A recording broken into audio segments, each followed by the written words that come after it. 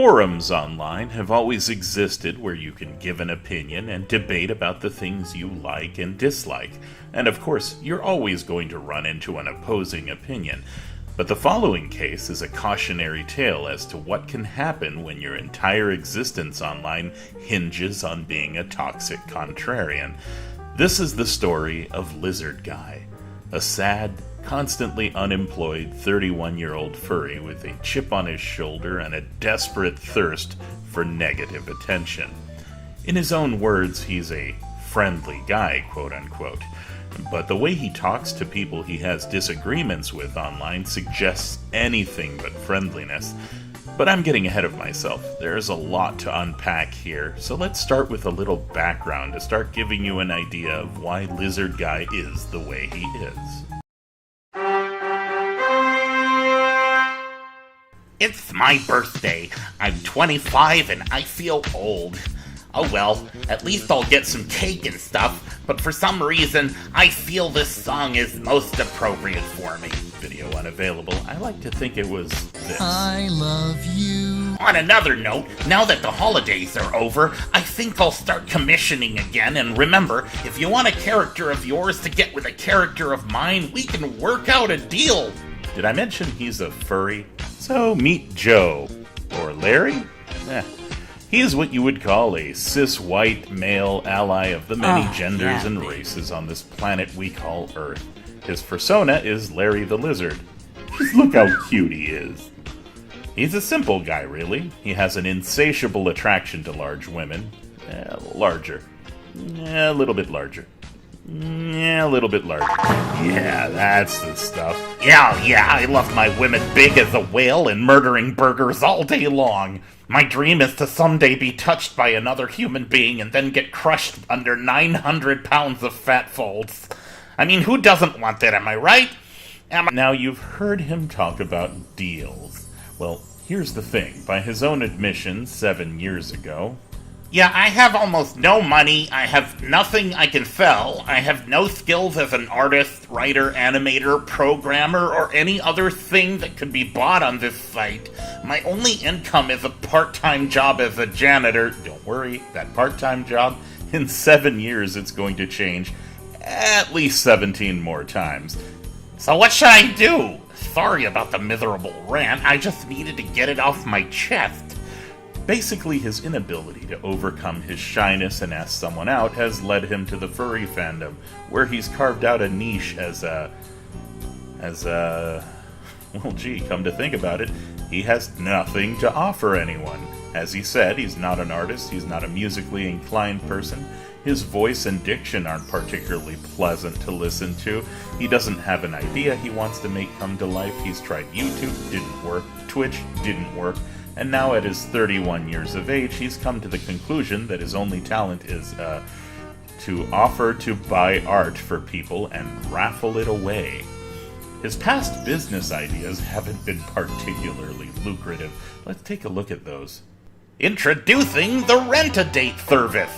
In a previous journal, I mentioned my current auction would be my last, and I think I mentioned I may find something to replace it. Indeed I have. Here it is, with my lizard Larry.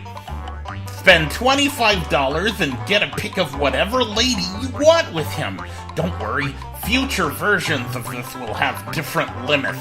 Some may not allow ladies, some may not allow men. It's very variable. I will open 5 slots for each one, and no matter what, no new ones until the current one is filled. It's first come, first served, so go there and do it.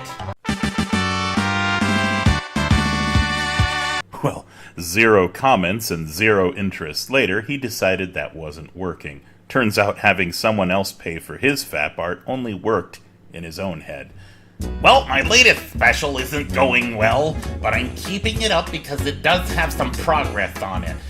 I was thinking of other ways to raise money so I wouldn't have to cut into my own living expenses for commissions. I was thinking a series of pics where a single character from some video game, cartoon, comic, anime, whatever, somehow gets into weird, sexy situations with my girls, one after another, and maybe have that on a donation thing where a new pick only comes out when a certain amount gets donated, and maybe the donors would get to say who's next. Of course, this is all hypothetical, and I say what happens in the pick, but if anyone is interested, feel free to say so.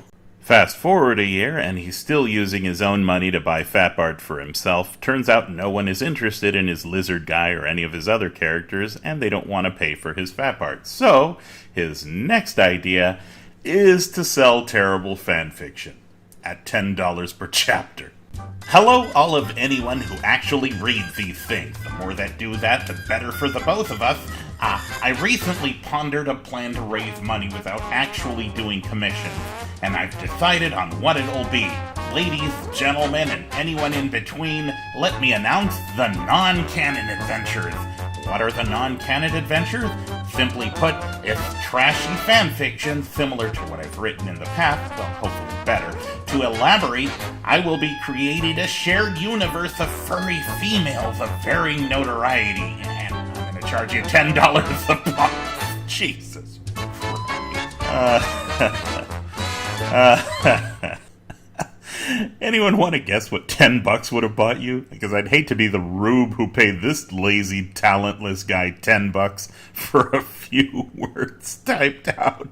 I can only imagine it read something like this. So to recap, step 1, charge people for money for fap art of his character with another character. That didn't work.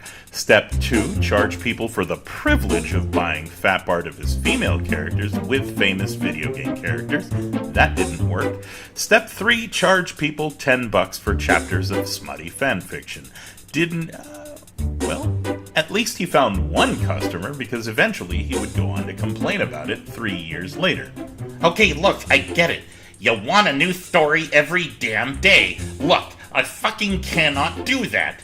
I have life to worry about. I need to find job, spend time with family, do stuff around the house, find a job, apply for the job, get rejected by the job, repeat the last 3 steps. Let the rage boil over and write an angry journal that gets an empty platitude from people who don't actually care enough to change that shit.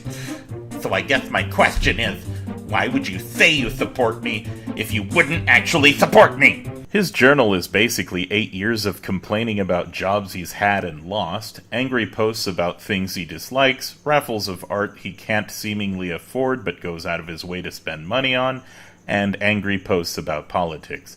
Here's a summary of his job history according to his journal. 6 years ago, employed.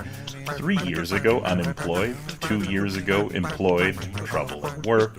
Trouble at work. 2 years ago, quit. 1 year ago, rehired. 1 year ago, fired. 1 year ago, employed. Trouble at work. 10 months ago, new job and interviews. 8 months ago, let go from his job, and also 8 months ago, apparently new employment is happening. 6 months ago, about to be fired. 4 months ago, apparently lost a job after one shift, a new personal record. 2 months ago, new job. 2 months ago, trouble at work. 1 month ago, new job. Also 1 month ago, complaining that it's a dumb retail job. And also 1 month ago, new job. And a lot of the income he gets from this job, he spends on Shantae, but like fat. I want her fat. I want her stomach to look like a donut graveyard. Speaking of graveyards and donuts, I gotta run to my job at Dunkin' Donuts before they fire me on day 1 again. Let's face it, 2016 was the worst, and worse yet, now I'm 27. So now what? The world is on fire, and I still don't have a job that would allow me to move out of my parents' place. As of today, I've hit age 28, and God do I feel old. Hooray! It is my birthday, and I'm just 1 year away from 30, and sadly I still live with my parents.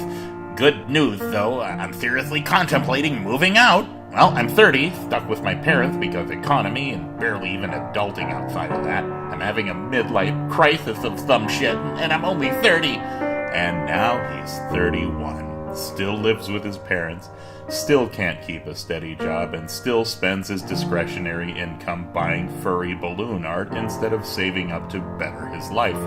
Perhaps not surprisingly, he lashes out at the world, hoping that his viewpoint of follow whatever politics online seem the most popular will somehow make him respected and loved. So it should come as no surprise to find out that he's been banned everywhere from Twitter to Reddit to several Discord servers. This guy is toxicity incarnate. And this same lizard guy had a disagreement involving what it takes to make a gaming stream 2 years ago with Rockaway, a fighting game enthusiast online. The following screenshots are taken from an argument that happened 2 years ago. See if you can tell who the aggressor is. Literally, who said don't play the game? I said I'm not pleased with how 11 came out. Can you show me where I said don't play the game? Then don't play it if you don't like it. If you just don't do this thing you're currently doing. I haven't, lol. I platinumed it and went back to X. What are you talking about? So you loved it to a point of perfection. What are you talking about? X isn't perfect by any stretch of the imagination. I just like the speed and flow it has. I mean, listen to yourself. You think fighting games don't need to be complex, but bitch that one is too simple. You say balance patches are bad, but probably are one of those weirdos who instantly loses the ability to game when Bayonetta is used in Smash. You rage about something you clearly love. Wait, what? So what the hell are you even talking about? This is the ultimate contradiction. That's a leap in logic. How? It's literally what you do. I never said balance patches are bad. You sure? You never said they defeat the purpose of playing the game because it starts you at square one? I said balance patches undermine hard work someone does to discover a character when they change the character in question, and mechanics to the point of them starting over from square one. Never said they were bad. I never said they were bad, I only said they were the worst. That's what you just said there. No, I did not. Then tell me, how is it bad to encourage you to play more? Seriously, you haven't been straightforward this entire deal. I'm going to assume you don't play any of the games on a technical or competitive level. Is that a problem? He's basically saying he hates how a patch can reset other characters and cater to the new characters when the DLC drops. Not all patch notes, if that's what I'm getting from this. If I'm wrong though, Rock, then ignore me. Yeah, that's where the disconnect is. Then MKX is the literal worst, right? I'm speaking as a guy who does this for a living and plans to make my own one day. Yes and no. Just start a Twitch stream and tweet that! Okay. You don't need to live entirely off tournament winnings. Dude, what is your deal? Where are these assumptions coming from? And because I love my genre, I analyze and critique, so I know what to do and what not to do when I hopefully make my own game. I thought you meant make famous, make it on my own. Can I inquire as to where become famous was said? Make my own? I thought you said make it on my own. Yeah, you see my mistake, I know. So because I want to stream and get better at games, that equates to getting famous? Actually, that kind of does. Really? When you stream games, you're an entertainer and people need to like you. No, it does not. Look, I don't want it to get any worse. Can I just ask, why not stick to the ones you know you love? I'm still not getting it, and I honestly want to know this reason in depth. I'm willing to put away any perceived hostility for an easy explanation. I said it. 4 times, in fact. I still don't get it, but I'm not going to play Bubsy 3D just because I love platformers. Then I don't know what to tell you. Can you at least apologize for the madness on the server? Excuse me? You and your buddies piling on because you apparently know the mods wouldn't touch you. Just saying, my server would have banned that in a heartbeat. I got kicked from the server before. The mods aren't my friends. And good for you. I'm glad you have a little echo chamber to sniff your own smug. Congratulations to you, dude. Wow, somebody's blocked. Anyhow, sometime later, Lizardguy would get into a big argument online with a guy he bought art from, at first being happy with his purchase, as you can plainly see here, but then sometime later demanding the artist take it down. Artists have no rights over their own creations, according to Lizardguy, so artists beware. Anyhow, what matters is that Rockaway happened to be friends with this artist, and so anytime Lizardguy would see Rockaway in any Discord server in the future, he would make sure to attack him on sight. And attack him he did. Anyhow, there's a 32 screenshot extravaganza here, so to keep it simple and, for brevity's sake, as you may know, this is Rockaway. Here he is again in a photo Lizardguy swears is a stock photo taken online. In short, last month Rockaway had the misfortune of running into Lizardguy again, and what started as a disagreement over who loves Ego Raptor and who doesn't, somehow ended up in Lizardguy going on a racist rant against Rockaway, wherein he used the hard R twice, in a desperate bid to prove that Rockaway himself was the racist somehow. Nowhere in the entire conversation will you see Rockaway use such language, but Lizardguy thought it was appropriate to put words in his mouth. He does this a lot when he argues, actually. Anyhow, among other choice bits, he tried to paint Rockaway as a white supremacist David Duke supporter from Alabama, when in actuality Rockaway is a black guy and fighting game enthusiast from New York. And worse, that he got maced and arrested by cops while protesting for Rockaway's rights. So, to say the entire argument is pretty cringe is a massive understatement. It is, as I imagine, the way Lizardguy managed to get himself banned on multiple platforms. Somehow he still hasn't gotten it through his head that he is not particularly well liked, and he's still trying to argue this fact with people on pretty much any Discord server he goes on. I imagine if he didn't raffle balloon art on Fur Affinity, he would probably not even have the 5 people that he has following him on Twitch. Okay, you know what? Hang on. I have to handle this in private. Cereso, Twitter. One of the more hypocritical aspects of Lizardguy is the peaceful, chill persona he tries to pretend to be on Twitch versus the person he actually is in private when arguing with people. I removed as much dead air as I could for ease of listening. Keep in mind he's arguing with me on Twitter as he tries to play it cool with me on Twitch. These screenshots are happening as he is streaming simultaneously. Nice guy Jem, welcome. Hey, what's up? Hang on, me and Cereso are having a private conversation? Or maybe he's ignoring me because... Actually, you know what? I can whisper him here. Hopefully he'll keep it private this time. He has a habit of not doing that. Let's try to keep it chill. No more internet arguments. No more references to past internet arguments. And no more of whatever you're trying to pull, Cereso. Seriously. Just want a peaceful stream and people like you come in and try to fuck it up. Don't even know your problem, bro. Seriously. I'm not canceling my stream just because you're being a little weirdo about it. Anyway, we've got an Illumina spot here in the volcano, so let's see what kind of adorable little weirdo we have to, get out of this.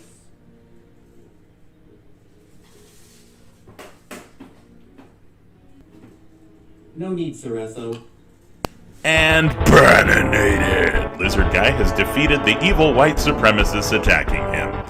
And so he resumes his stream, forever a hero. Anyhow, what has become of Lizardguy as of late? Well, just last week he's been seen arguing about race relations with another black person. He also tried to paint him as another white supremacist Republican from the KKK. Holy shit, Lizardguy, you never learn, do you? Well, that's the sad tale of Lizardguy. Not much else to say except, Hey, ever heard of Mass Effect? Me neither. Apparently it's political now for some reason.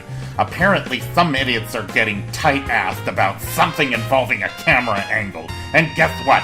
They're Republicans complaining about censorship.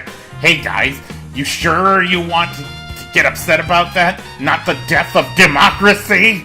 Yeah, sure, a camera angle with no real effect on literally anything is totally the big story of the goddamn entire... Yeah, I think we're done here.